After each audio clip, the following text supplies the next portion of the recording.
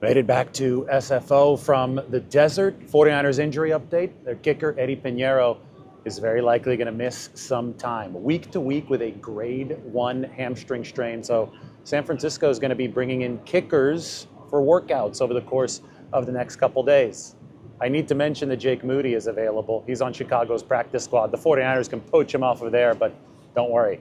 I'm kidding. It's not going to be Jake Moody, even though he might kick against the 49ers on December 28th. But this is the number one special teams unit in the league that the 49ers have right now, ever since Eddy Piñeiro joined in week 2. So we saw a special teams masterclass from the 49ers yesterday in terms of the kick returns and 3 Eddy Piñeiro field goals, but they're going to have to find a way to bridge the gap without Eddy, who has missed some extra points, 4 of them, but has yet to miss a field goal for the 49ers.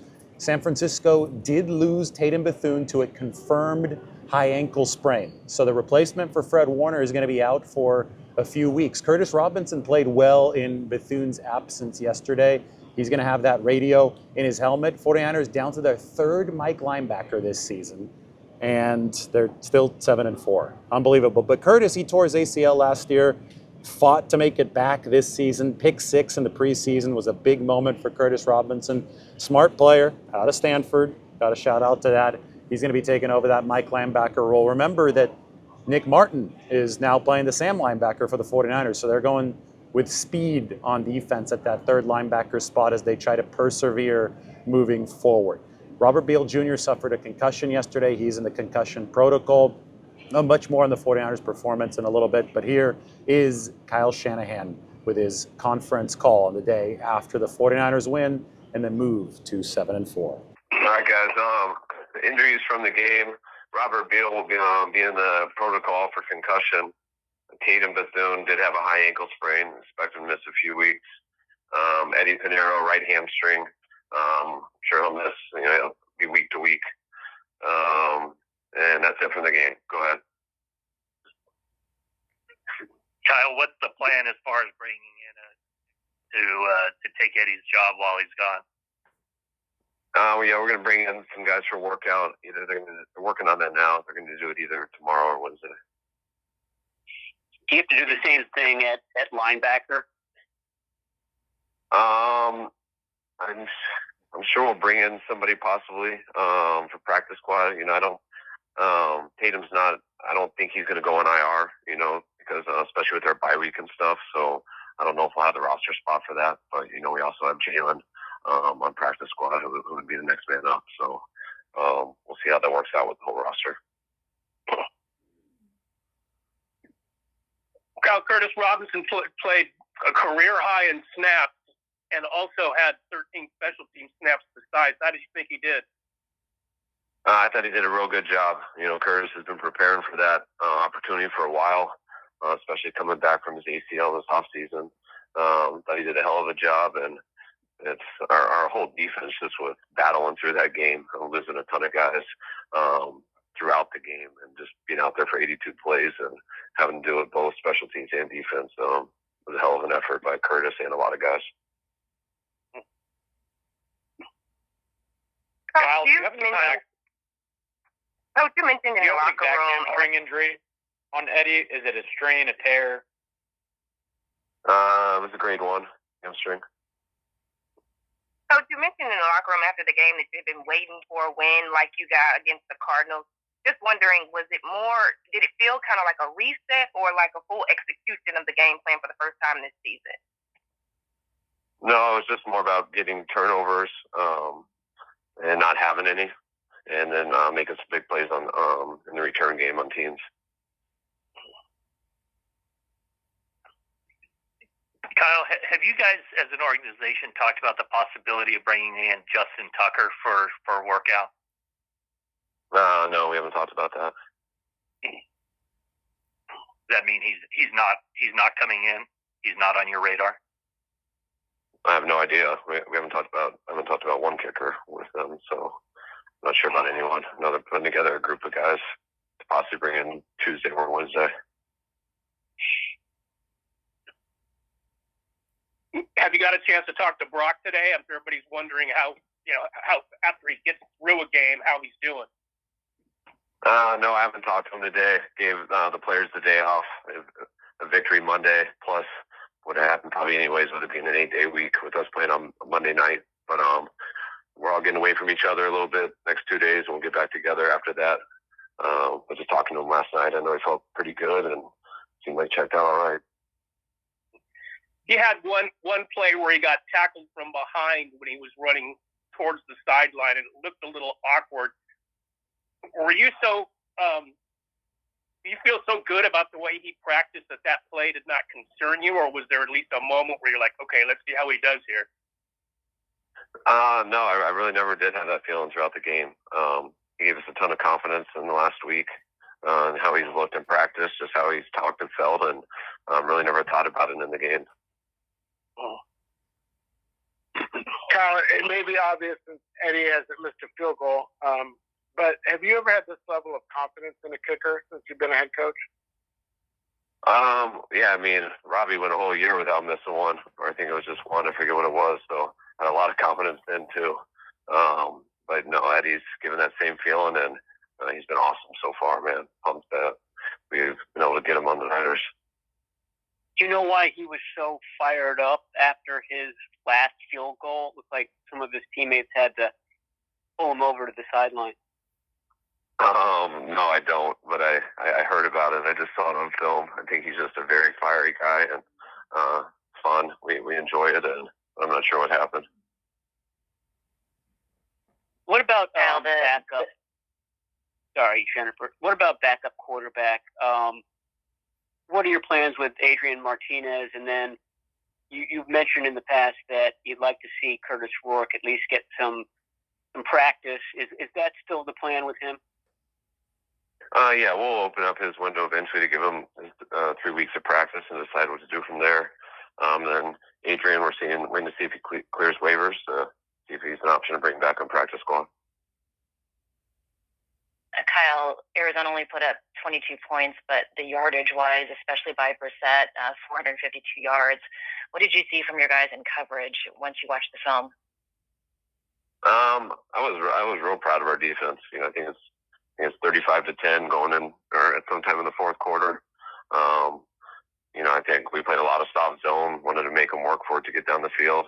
You obviously would like to get off and stuff, but losing a defensive end in that game, with Robert going down early in the game, playing with 3 defensive ends through 82 plays, and our linebackers in and out, and I just thought, I thought our guys grinded. I thought we kind of wore out big time at the end, but we were playing pretty soft coverages and just trying not to let them get back in the game. And the yardage does suck, but sometimes that's how games play out. And with the turnovers they got and how they played throughout that game, I thought the defense was really, really good. Can you take us through the decision to also have Cleveland Farrell and Kevin Gibbons inactive for the day? Yeah, we got to decide on which guys to go with, and we went with Beal outside, and then we went with CJ inside. You get four D tackles up, and Kevin's still a big part of this and does some good things, but sometimes CJ's been down, and this week for starting usually with the run game, we decided to get CJ up. How did Ricky Pearsall look, and how did he perform assignment-wise? I thought Ricky had a good game. He looked good. Couldn't tell that there was any rust or anything like that, and I thought Ricky played well. Christian mentioned last night how difficult it is to have missed as many games as Brock did and to come in and perform the way he did. Can you just speak a little bit to the mental and physical fortitude it took for him to come in and kind of not skip a beat? Yeah, it's always a challenge, when you haven't played. I know you got to play versus Jacksonville, but that game, he totally wasn't himself because of the injury. So, really, truly going to play like himself since week 1, and then there's so much goes on in between. So, to just jump back in there and be the only guy, him and Ricky doing it, it's, there's always the anxiety and stuff like that. You always want to get to the game. But, how cool he was throughout the week, I think it made it very comfortable for all the guys and pretty easy on us what to expect. And he was the exact same way in the game as he was all week. So I think that speaks a lot about him and kind of how even keel he is. What's the status of both? What's the status of both Jacob Cowling and Brandon Ayuk. Is there any possibility you could open the windows for them this week? No, not going to be this week. Both of them are week-to-week deal, and I haven't. I'm sure Jacob will probably be after the bye week, and then Brandon's just week-to-week with just. When you have such a big injury like that, just wait until he's fully comfortable to come up and start practicing. Kyle, there was some question about Christian and others still being in the game. About who? You were Christian and like Brock, Trent, still being in the game. It was 35-16 when they scored with like 8 minutes to go. Is that just too much time left in a game to even? I mean, did you consider it or think about it, at the start of that drive or near the end of that drive? Yeah, you always think about it, but yeah, that is too early. But that stuff's gotten so, people got to do it to cover their asses just in case something happens. But I've also been in plenty of games where that can happen and seen it done this year. All you got to do is watch the Giants-Broncos game. You can always, like I talked about, go back to our 2020 game when it was 41-17 with 2 minutes to go versus the Lions, and they had the ball down one score with 20 seconds to go inside the 30. So there's so many situations like that, and especially when a quarterback's moving the ball like he is and things, that all it takes is one turnover. But it's something that you want to get done as soon as possible and get them out as soon as possible. And I thought Stout's turnover on the goal line is what allowed us. We still went 3 and out the next series, but it took more time off the clock. And I believe after that, when we scored, it was the time. When you say cover your ass, when you say cover your asses, do you mean that if someone gets hurt, a frontline player gets hurt in that situation, you're going to have criticism? Yes, exactly. And I didn't mean to say it that way, but my vocabulary is not that good. But yeah, and I don't mean that in a negative way. I just mean it in the way it is. Like, you don't understand that, but you can't just make decisions to not take that responsibility. You got to think about everything, and it's not always the easiest decision, but just how it's going to look should not be the first thing on your mind. Right. Well, what is the biggest challenge for a rookie playing that nickelback position, and just what have you seen from Upton Stout as the season has gone on here? Nickelback it's a cover corner, it's a linebacker, it's a safety. They're playing all those positions throughout 3 downs. You're playing in the box depending on what the run fits are. You can play outside in man coverage, you can play inside. There's so many things that go into that position. So it's something you got to work at all the time. And I've seen Stout battling through this whole year and doing a lot of good things. Just like he did in the game, making that turnover and things like that. He competes in the run game as much as anyone on our team. And I love how he runs and hits out there. He's gotten beat a few times, and that's stuff I know he'll continue to get better at because he's got the skill set to do it, and he's got the work ethic and the character to do it too. And Kyle, what's your assessment on the pass rush? There were some pressures, but not necessarily a sack of Jacoby Brissett.